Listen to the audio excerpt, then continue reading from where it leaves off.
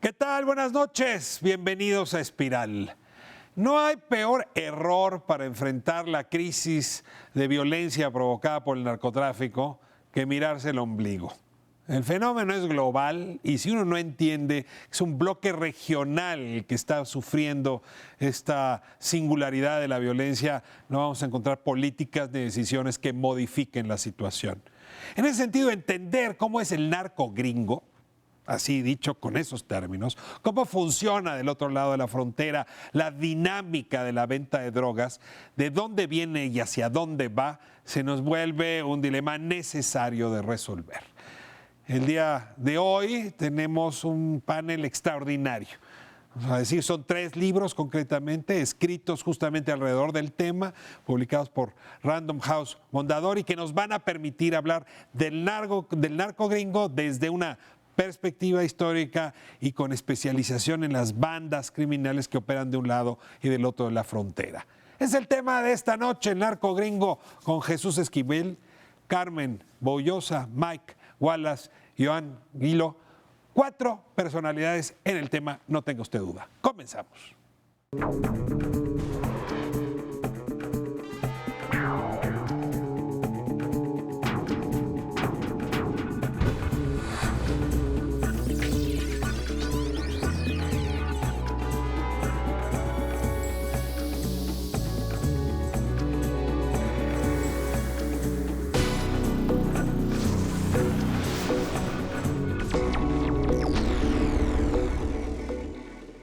Para abrir nuestra conversación hoy sobre la política de la prohibición desde una perspectiva histórica y actual del narcotráfico en los Estados Unidos, tenemos a Mike Wallace. Él es historiador, premio Pulitzer, en fin, una voz muy potente en los Estados Unidos. Mike, welcome to Espiral. We're very happy to have you here. Pleasure to be here. It's a tradition in this program to introduce yourself. Who are you, Mike Wallace? I'm a historian. I did my historical studies at Columbia University.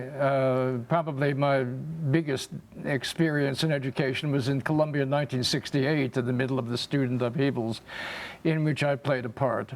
And partly out of that, I wrote a book with my professor and mentor, Richard Hofstadter, who is one of the leading historians of the U.S., and I think partly because he was worried I'd ruined my reputation with all this student radicalism. So we did a book, very generously, we co-authored a book on the history of American violence. Why drugs is your topic? How violence, drug trafficking became your topic? Well, it's primarily because I married Carmen Bullosa, who is one of Mexico's treasures. And Indeed. So starting from, we met at a Center for Scholars and Writers at the New York Public Library. I guess I was a scholar and she was certainly a writer. And one thing led to another. We met on September 10th, 2001, the day before the Twin Towers came down. And we went on to get married, and we started a split-screen existence. So we live a part of the year in Mexico City and a part of the year in New York City. So I was living here during the 2000s in the middle of the carnage and the horror. Carmen had done a book of poetry on the subject, a collection of essays on the subject. She was obsessed with the nightmare, the bloodbath, you know. And when her editor suggested she do a little book on the history of the subject, she set out to do it, but realized that telling the story only from the Mexican side was impossible. It was impossible. So she had a historian in the house who knew about the history of drugs to some extent and crime. So she drafted me. The history of the prohibition paradigm in the States is very old. It's much older than people think. Because we think here, we have discussed that here in Espiral. All we talk about Nixon, and Nixon is the beginning of this paradigm. But you say no, it's not Nixon. We have Nixon is Richard come lately to the saga. No. You can date it to the criminalization of several key psychoactive drugs in the early 1900s. The 1909 passed the Smoking Opium Act. Against Chinese Well, population that it's brought interesting, opium. you know, they didn't say it, but the kind of opium that gets smoked was only smoked in Chinese opium dens. And it came because, in fact, there was an anxiety about that social group, the yellow peril, the inundation, not dissimilar from some things going on today. And the fantasy was that the Chinese men were doping up white women and making them sex slaves in the back room of the opium den. Then they criminalized cocaine in 1914, and that was in part because they were convinced black men were sniffing up and then going out and raping white women. This was at the time when blacks were being lynched in great numbers. It's this kind of psychic reversal of things.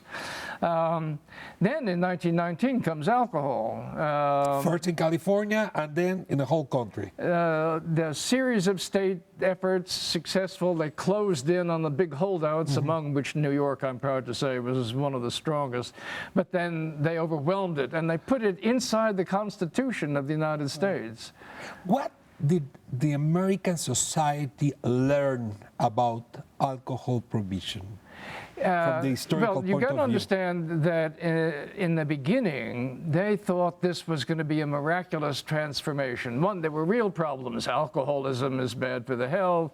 People driving locomotives when they're drunk is not a good idea. These are Women dangerous. were upset that men would go home drunk and beat up their Family wives. violence. So the vision was that prohibition is going to be the magic solution to all these social problems, and it's going to be a better, brighter tomorrow. 10 years later, what have they wrought? A disaster of major proportions. First of all, more people drank than ever, so all the problems were left unattended. But it has given rise to the rise of organized crime. The Mafia, the bosses in mafia were local Chicago. Italian kids, you know, they were nothing. Then they're running this gigantic business with airplanes and radios and whatnot. Then there's battles between the rival gangs and bloodbath and drive-by shootings. Why it Sounds was- very familiar, no? What happened? Why it was over? Why was this did it get constitutional repealed? reform? Well, that's almost the most interesting thing. John D. Rockefeller, for instance, Jr., who was one of the biggest funders of the Prohibition campaign in the late 10s and the 20s, said publicly, "We really thought this was going to bring heaven on earth. We were wrong. It's been a disaster, and the thing to do is to repeal the law." And many groups that had been for it, and all of those who had been against it, gathered together, and they had to go into the Constitution of the United States and pass an amendment that said, "Oops, we take it back. Forget the 18th Amendment. It's all over." It's interesting that I don't know, I'm not a great authority, but I don't know of any country that has institutionalized a policy of this sort on the drug issue and then turned around and repealed it. So it's a nice precedent if only the U.S. would remember its own history. And there's one more drug we have to remember, which is marijuana, but we can get to that. Nonetheless, after Vietnam War, narcotics became an issue of the American politics. I have a graph, very interesting graph, where you see that people in the States, they weren't against drugs, but politicians, they were against drugs. And they were very prone on the media. And the more they spoke on the media, the more people change their perception about drugs. And this is during the 70s. I mean, this is Nixon. It's true, but it's even before then, in the 60s. I mean, if you think about it, what's happening between Mexico and the U.S. in terms of the waves of particular drugs, the 60s is when marijuana goes from being a small little commodity which is used by jazz musicians in Greenwich Village and by Mexicans. And the 60s, And one of the reasons that in the 30s there's a campaign to outlaw it is just like with cocaine and opium.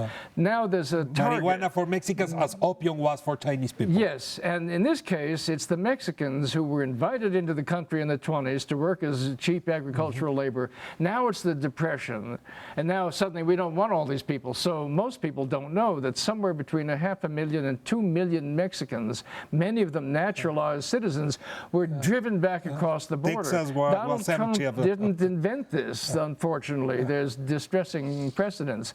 But the fear They love was... the labor market invented Exactly. that. This is particularly labor, but it's cultural also. And The Harry Anslinger, the head of the Federal Bureau of Narcotics in the 30s, is the guy who said, this is a killer weed, you know? Have you ever seen some of these late-night What you movies? are saying is that drugs work like a stigma, Yes. racial stigma. Well, the stigma was of the group, and then it got justified to some extent by their association with a particular drug. So yes. But in the 60s, as you correctly point to, the culprit is not black people or brown people or yellow people. It's the children of the white middle class who are now associated, in Nixon's mind, with the end of civilization as we know it, you know, and also anti-war movements and they must be commies. There's this sense of, you know, major cultural transformation, and they blame it on the drug. In this mindset of the American politics, on the White House politics, how do you explain the Condor operation in 60? Since then. Yeah, because this is a traumatic moment for the history in Mexico of If you narcotics. look at a chart that looks at the percentage of the United States that says marijuana should be outlawed, it was overwhelmingly again in favor of outlawing in the late 60s and early 70s. Nixon had done a good job. Convince people against marijuana. In the last few years, overwhelming majority of the population is in favor of decriminalizing marijuana. So there's been a massive sea change. Some of it is the parents of the people who are being locked up and their lives ruined, of their middle-class children, are appalled. The evidence about the number of deaths attributable to marijuana, which is zero, compared to the deaths from alcohol or much less cigarettes. It was a ludicrous, disproportionate response to a not dangerous drug. But there, the cycle of prohibition against marijuana would be small, because now things are changing again. 2 generations after that. And it's more than just public opinion polls. It's state legislatures which have changed the law. Colorado, California. What Colorado. else? And next, almost certainly, is California. Probably there'll be a referendum this fall. New York? In California. Okay, and New York? New York has just passed medical marijuana, which Okay. is a halfway house on the We way know that. to it. We know that in We don't Mexico say now. that, but that's the truth. If California passes a decriminalization, not just for medical, they've done that, but of the whole deal. For leisure. Possession, sale, distribution, advertising, investment, the whole deal. What will happen with in Mexico after that? I mean, imagine the day after California depenalized. Here's the problem. Imagine the Mexican army, having been pushed by the U.S., lined up at the border at Tijuana, guns pointing south to defend the gringos from the dangerous narcos who are going to import marijuana, which if they look over their shoulder, is being sold in the local candy store, you know. It's impossible to sustain. So in the next decade, Mexico gonna follow California? I don't think decade, it's unsustainable, it's unsupportable 5 for a years? year. No, it'll go very quickly. The question is, will it stop with marijuana? Okay. Now we talk about heroin, Yes. opium. We have a big problem. I mean, now Guerrero is a mess, because it's a huge production of heroin going on there. And there is a huge demand of heroin on the States. Enormous. Enormous. What going to happen with these other drugs? What is your forecast? Personally, I think you cannot simply decriminalize marijuana. You have to do the whole bit. The whole bit, Because everything. the narcos are already shifting out of marijuana production into heroin production. Partly And it's the same. I mean, you need more or less the same natural conditions. And given that there's been this, a lot of Americans have been getting prescriptions for opioid because of the back pain and all of that. Then they get addicted. And then it turns out heroin is a lot cheaper than getting legal drugs, so they switch. But look at the facts in terms of, and people have tremendous anxiety about heroin, and heroin can ruin lives, no question about it. But does it have to? Well, two things. One, they've already invented a drug which can immediately reverse overdoses, which is the major cause of death. But heroin users are not about to go and ask for this because they'll be arrested when they come. If it was a public health issue and not a criminal issue. You're talking about a medical thing. Yeah, it's like this. I mean. Yeah, no, this is now being distributed across the country, and some police forces are beginning to start saying, hey, maybe we should use this and we could save people. But the bigger question is relative fear. The people who are the strongest proponents of outlawing heroin because it's a danger wouldn't dream of outlawing cigarettes. Last year, 480,000 Americans died from nicotine-related diseases. 88,000 died of alcohol-related problems. 10,000, and that's an increase of 2,000, died of heroin overdoses, which are treatable. 5,000 died from cocaine overdoses, and marijuana, 0 died. I need, again, to do a comparison. People thought at the time of the alcohol prohibition that if alcohol was legal, they will be more abusers, more consumers of alcohol. Yes. And that was not true. No, when they criminalized it, more people used alcohol. Exactly. Partly because it was a thrill. You're doing this against the law. It gives it a little danger. After liberalization? After legalization, yeah, no, it went down, but not enormously. There's no magic answer. The answer is only public health campaigns, which have been undertaken in the U.S. with some success against cigarette use and so forth. You know, those little packages on the cigarette with your lungs on. But you don't think, I mean, it's obvious you don't just say, let the free market rule. After Prohibition, they established a regulatory regime. There were places and times it could be sold. There were all sorts of restrictions, and it should be under drug use too. Figures from the 90s and this decade again show you that 70% of the budget against drugs is against supply, and only 30%. 25% goes against demand.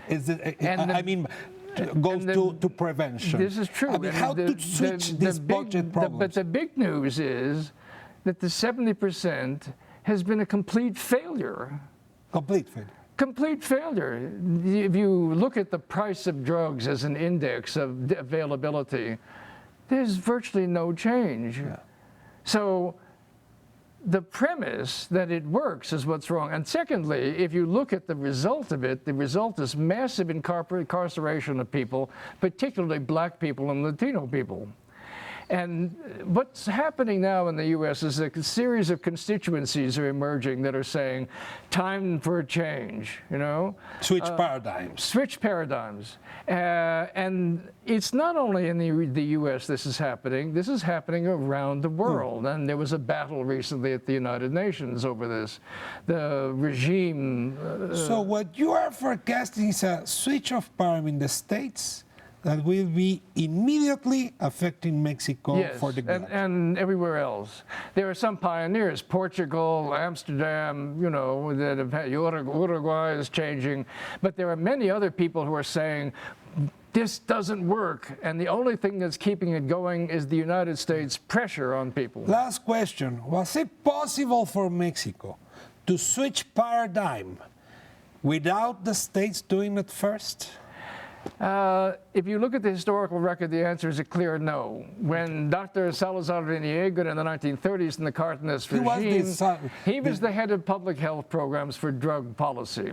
And he said, first of all, he wrote a famous pamphlet called The Myth of Marijuana, which says it doesn't drive you crazy, it's not a killer weed, it's perfectly harmless, and we're insane if we adopt U.S. policy. Secondly, the same thing goes for other drugs, too. What we need to do is not criminalize it, because if we criminalize it, the police will be corrupted, the governors will be corrupted, the federal state will be corrupted. Wow, if we he had was a listened to prophet. him, you know, and so it started. This new program started. Mexico was breaking away from the U.S. But the paradigm. government And Harry Anslinger of the Federal Bureau of Narcotics said, "Oh, we're going to cut off all supply of legal drugs to you, penicillin, everything, unless you immediately change your policy back." And And with Cárdenas- reluctance, they changed it back. Okay, this is the answer. And there have been a series of things. In the Nixon era, he forced them to do aerial spraying. In the 80s, Reagan imposed constraints and began militarizing the response. And the drug war, so-called, of just the last few years is only the last and bloodiest act in a long-running nightmare drama.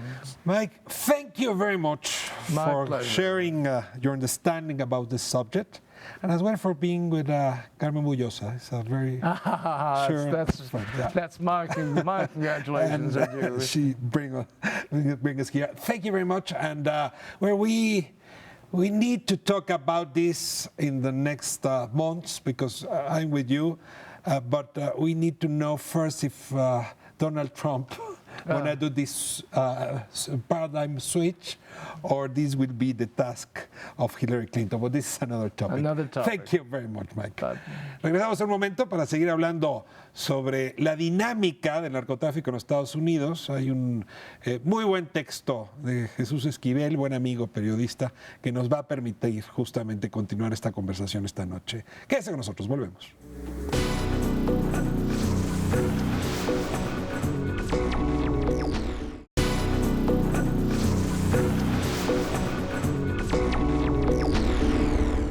Continuamos con esta conversación que nos permite ver el tema de las drogas desde el mirador del vecino país hacia el nuestro. Esto, insisto, siendo un problema global y tenemos, la verdad, un panel inmejorable. Déjenme, como es tradición aquí en Espiral, pedirles que se presenten ustedes mismos. Comenzamos con Joan Grillo. Me da mucho gusto tenerle aquí. Sí, mucho gusto. Joan, usted es periodista. Sí, bueno, yo soy un periodista de Inglaterra, originario, tengo 15 años en México y llegué a México un día antes que Vicente Fox tomó el poder. Y aquí, como muchos aquí, me tocó a cubrir el narcotráfico. Escribí el libro El Narco en 2011 en Estados Unidos, que salió, y un que se llama Caudillos del Crimen, que salió este año. Aquí tengo Gangsters Warlords. Sí. Que lo publica Bloomsbury Press. Sí, va a salir Y- en México bajo de Random House y, Random House y lo va a trae. ser ahí desde Caudillos del Crimen. Sí. Y tendría que aclarar al auditorio que no hay manera de estudiar la historia reciente del crimen organizado en México sin leer a Joan Grillo, sobre todo toda la parte de Zetas. La verdad es que sí, tengo que reconocerlo, me la he leído completa. Muchísimas gracias por tu trabajo y por traerlo a este espacio. Le doy ahora la bienvenida a mi amigo, compañero en más de una batalla, Jesús Esquivel. Gracias por la invitación. Soy Jesús Esquivel, corresponsal de la revista Proceso en Washington. Llevo 28 años en los Estados Unidos trabajando de reportero. Conozco un poco la frontera México-Estados Unidos. He trabajado en 3 libros. Este es el tercero. El primero, La DEA en México. El segundo, La CIA, Camarena y Caro Quintero, La historia secreta. Y ahora esta.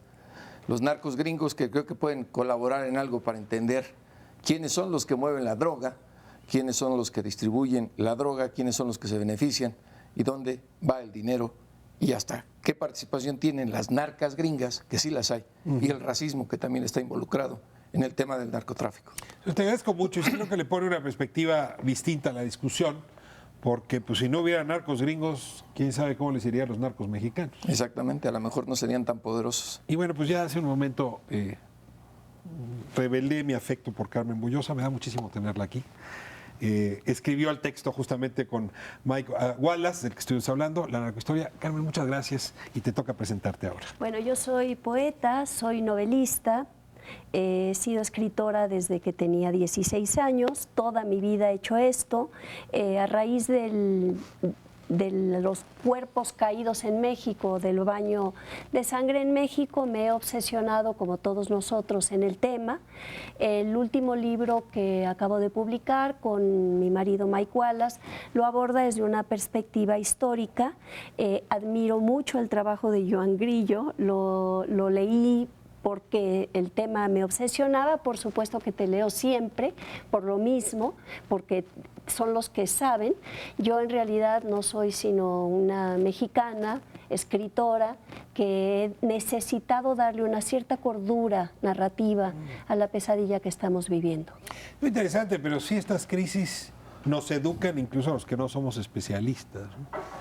Es muy triste, pero en México en los años 80 y 90 todos nos volvimos economistas a punta de crisis y de evaluaciones. Y ahora, sin que seamos especialistas, el tema de la violencia nos ha obligado a revisar más de un principio. Déjenme un poco a partir de esta lógica que el narcotráfico y la migración son como los dos grandes hijos de la globalización que la globalización no previó y que por lo tanto hay que verlos en un contexto regional más amplio. Poner una primera hipótesis. ¿Es lugar común decir que nosotros somos vendedores de drogas en nuestro carácter de mayoristas y lo que hay en Estados Unidos es menudeo? Y que por lo tanto allá no hay grandes capos, allá no hay grandes fortunas, es una dispersión de la droga. Es que preguntar si es un lugar común que hay que combatir o es una buena descripción de los hechos a partir de la investigación que ustedes han hecho. Pues mira, yo creo que en Estados Unidos, como es un país tan grande y la diversificación de la adicción a las drogas es también variada, y con una participación de tantas policías, es imposible que pueda crecer un capo o un cártel dueño de plazas o de regiones como ocurre en México y América Latina. Y te lo menciono porque existe una figura fundamental que hace el contacto con el crimen organizado de México, que son los brokers o los intermediarios que reconocen las agencias federales de Estados Unidos. Él es el que se encarga de contactar que lleguen los cargamentos de droga a algún punto de la frontera sur de los Estados Unidos. Él es el que contrata los medios de transporte, las narcobodegas a través de las agencias de bienes raíces, el que contrata a los intermediarios, que busca a los pandilleros, a los clubes de motociclistas en las distintas ciudades de la Unión Americana y a través de ellos, obviamente, pero se ese distribuye. broker no es un narcotraficante pesado. Ese broker no es un narcotraficante específico porque no tiene en primer lugar ninguna lealtad con ningún cártel. Es la libre empresa, el común denominador del capitalismo aplicado a las drogas, que es lo que no quiere ver el gobierno de los Estados Unidos.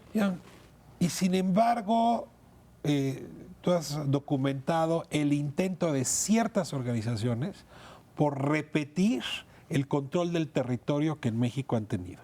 Es decir, asesinatos en Chicago, en Aurora, en El Paso, te hablan de modus operandi similares.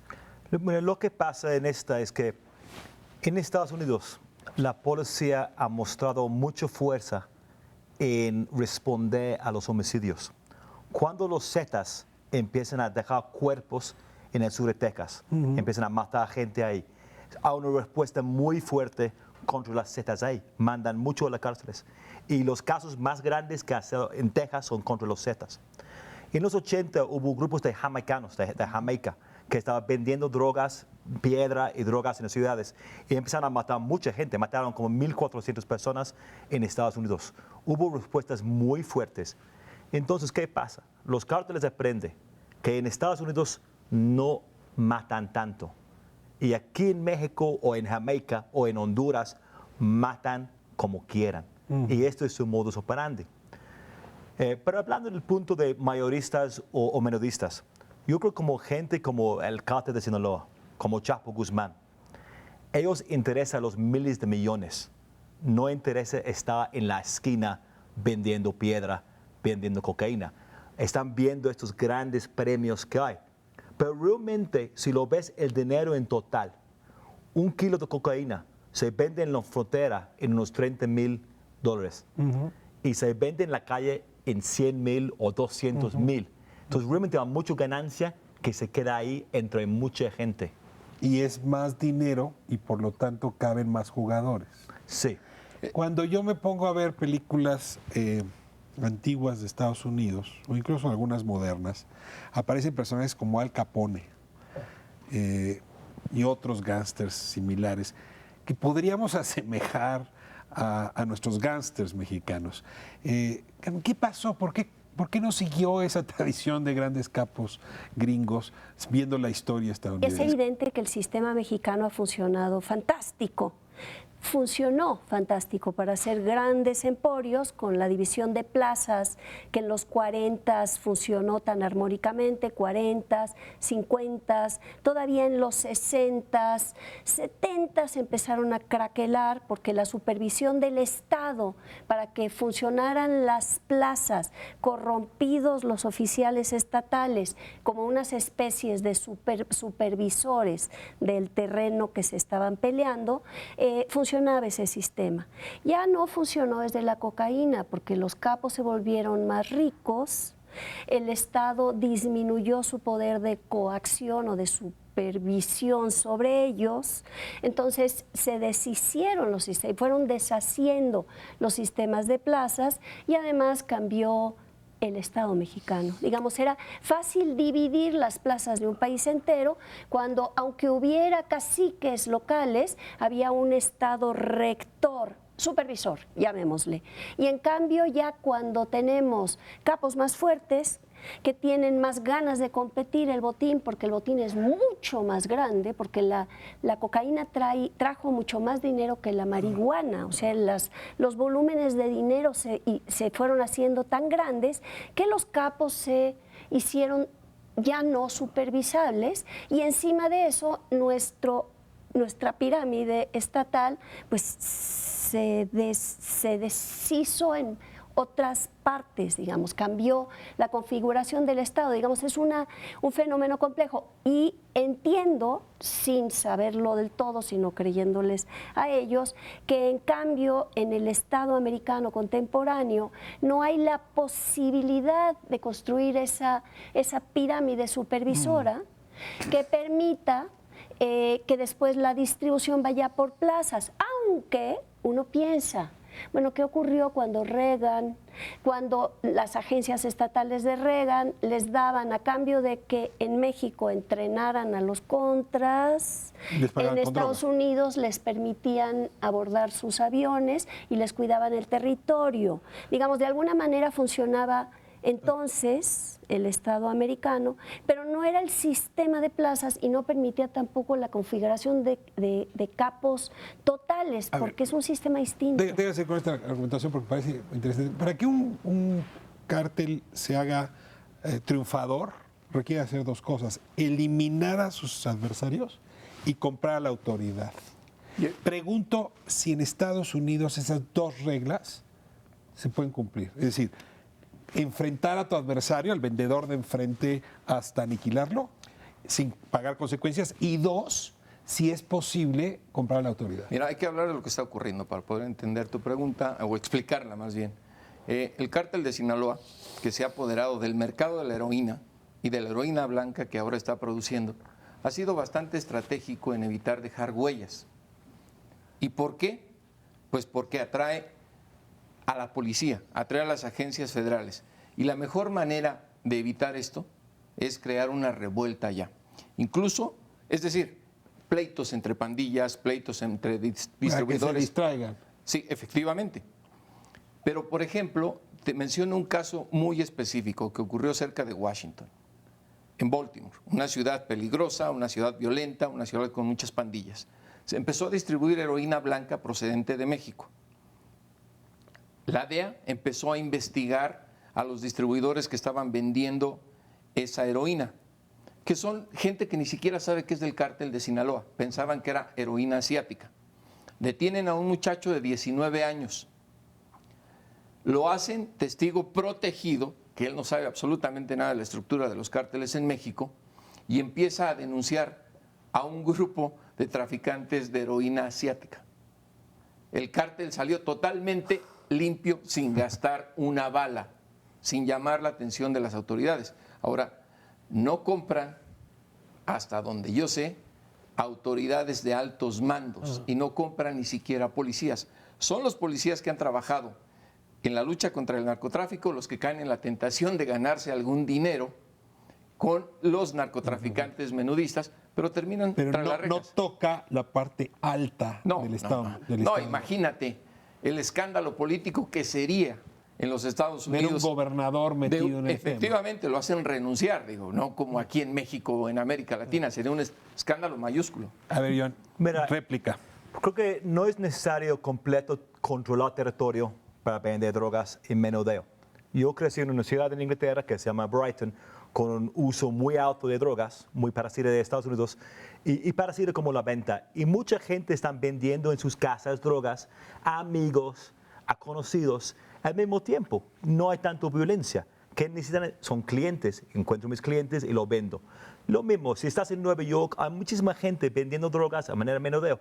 No solamente en Nueva York, si vas a un pueblito en Estados Unidos, lugares en Minnesota, lugares en Colorado, lo que sea, hay mucha gente vendiendo drogas y no necesariamente que ni sabes quién más está moviendo. Sí. Entonces, hay como un espagueti. Si sigues la línea y pasa el cártel de Sinaloa, está moviendo droga por Tijuana, por Ciudad Juárez, entra a Estados Unidos y empieza a mover líneas y entrevistas gente que mueve esta droga. Dice que yo tengo mi conexión en Houston, voy allá y compro y lo llevo a Nueva York, lo que sea, ¿no?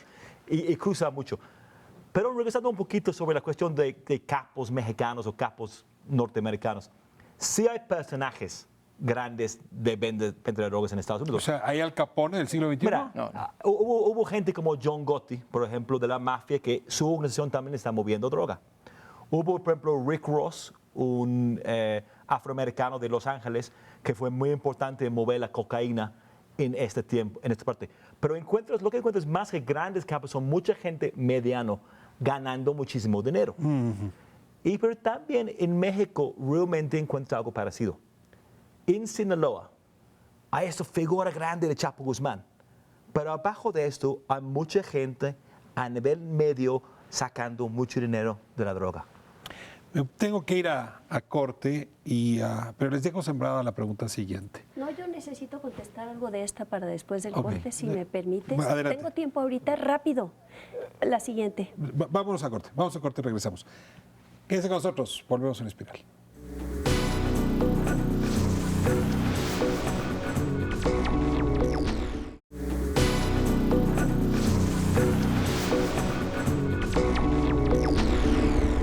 De vuelta en Espiral, hablando pues del narco gringo, para usar el texto de Jesús como título. A ver, Carmen, me dijiste, yo quiero reaccionar al planteamiento que se estaba haciendo, que es nuevamente esta idea de la diferencia de poder, no económico, sino poder político que tiene un criminal allá y un criminal aquí, un capo allá y un capo aquí. Bueno, mi respuesta irá un poco saliéndome del plato, pero creo que es necesaria ponerla en nuestra conversación, y es, de alguna manera, está penetrado todo el sistema político americano. Y voy a decir con qué arma, fantástica. Y el arma son las armas. La Asociación Nacional del Rifle, haciendo su lobby, tú sabes muy bien de esta historia, haciendo su lobby en el Congreso, ganando los estados, ganando por todos lados, que la ley, en este caso, no la ilegalidad, sino que la ley favorezca la venta de armas. Han dado para las campañas políticas de presidentes de Estados Unidos o de presidenciables, de tal manera que después, incluso cuando hay un presidente que no quiere que se reforme la ley y se vendan las armas de alto poder en las calles, lo consiguen. Lo consiguen porque tienen penetrado el sistema político. Y creo que no podemos ver la tragedia mexicana de hoy, de lo que se llama la guerra contra las drogas, si no consideramos el ingrediente de la venta de armas de alto poder. Y pienso, no quiso Reagan que se cambiara la ley, se cambió la ley durante su régimen. Claro que él había sido parcialmente sustentado por la Asociación Nacional del Rifle. No lo quiso Clinton, se cambió, se modificó más la regla. No lo quiso Bush, se cambió para favorecer la venta de armas. Y ahora tenemos la pesadilla de Trump, que quiere, que permite, que dice abiertamente que ellos le pagan la campaña y que, como él habla como si echara tiros, dice que todo el mundo tiene que tener un arma y que las armas de alto poder se deben de vender, y es una cosa que da miedo, porque está penetrado el sistema político, por no hablar ya de lavado de dinero, con un ingrediente capital en nuestro tema. Decía hace un momento, Ian, que la cantidad de recursos que genera el narcotráfico en Estados Unidos es muy superior a la que genera en México, ¿no? Decía, 30,000 dólares costaría un kilo de cocaína. Saliendo de Colombia anda como en 4,000, ¿no? Pareciera mucho dinero, pero cuando vas de 30,000 a 200,000, pues sí, sin duda el mayor negocio está de aquel lado. Sin embargo, el recurso económico obtenido por los cárteles en México ha sido corrosivo para la vida institucional, policial, ministerial, judicial, la del ejército. En cambio allá, ese dinero pues, no se ve que esté corrompiendo las instituciones que gobiernan al ciudadano común.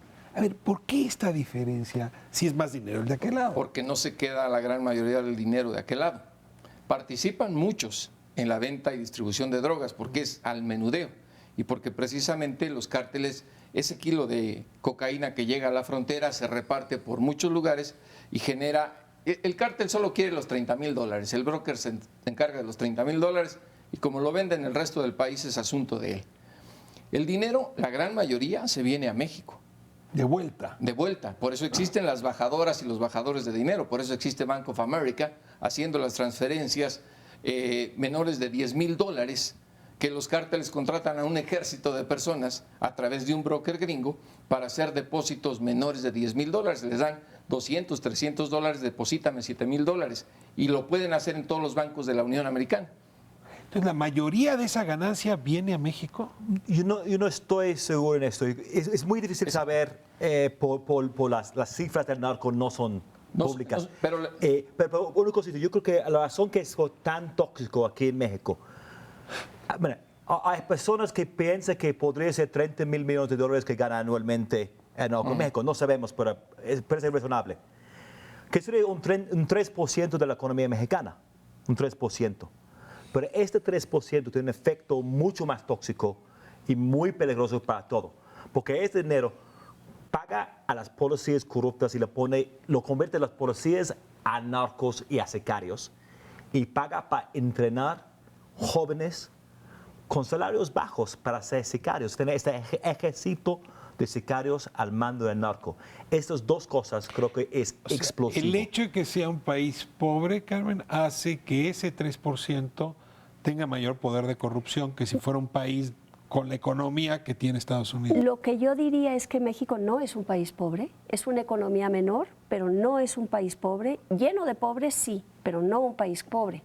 Y lo siguiente que diría es que yo creo que hay una explicación muy lógica de por qué para México ha sido devastador.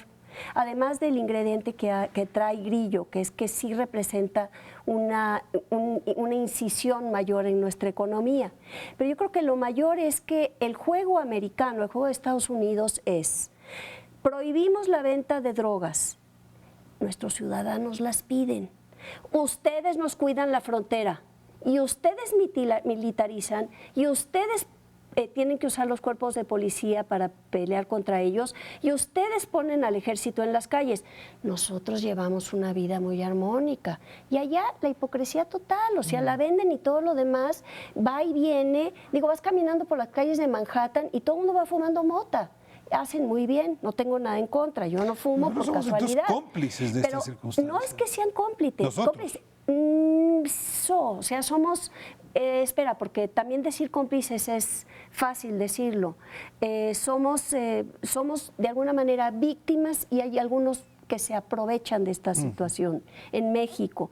Pero yo creo que lo que ocurre es que es un sistema completamente perverso que ha metido a México en este lío y que también funciona como un arma racista dentro de Estados Unidos, llenando las cárceles, que son negocio privado, de Cheney y sus amigos, llenándolas de afroamericanos y de hispanos. Limpian también allá, racistamente lastiman, es también allá una cosa racial. Ha funcionado como un arma genial para lastimar al vecino. Así lo leo yo. Mike nos decía hace un momento que él calcula en muy breve plazo un cambio de la institucionalidad, del paradigma de la prohibición en los Estados Unidos, que va a afectar de inmediato a México. Pero para que esto ocurra, tendría que ganar Hillary. supongo que con Trump vamos a ver un endurecimiento de la política contra México, contra los hispanos, el estigma de la droga jugará. ¿Me ayudan a dibujar los dos escenarios? Dediquémosle a Trump primero. Vamos a suponer que en noviembre gana Donald Trump. ¿Hacia dónde se va a mover esta política en Estados Unidos y qué esperas de México, Jesús? Mira, yo creo que es una ilusión el pensar que va a cerrar la frontera con un muro.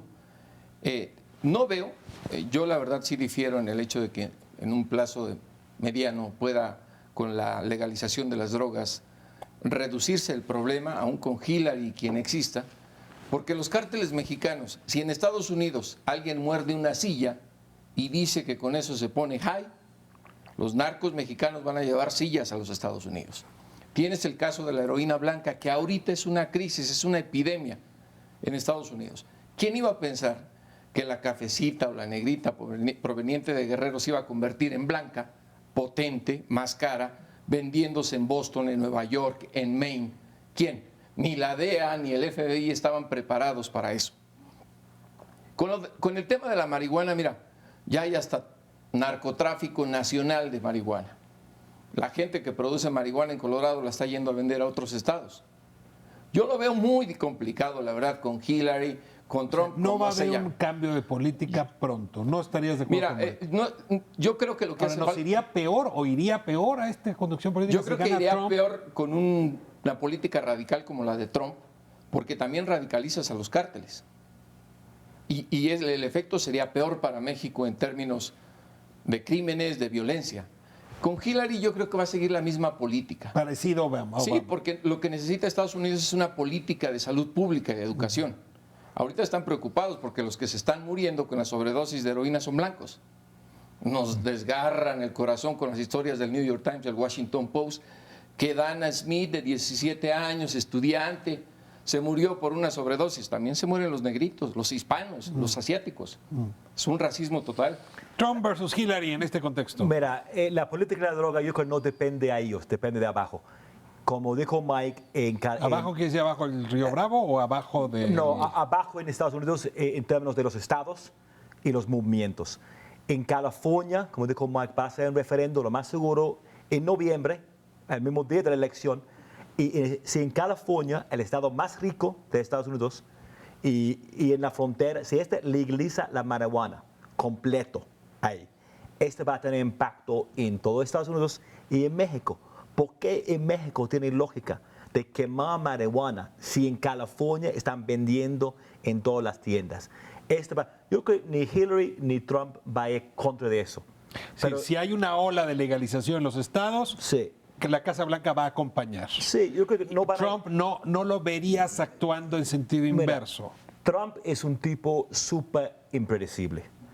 Estamos en territorio desconocido. La primera vez en la historia que un candidato, yo diría neofascista, que es candidato para el presidente de Estados Unidos.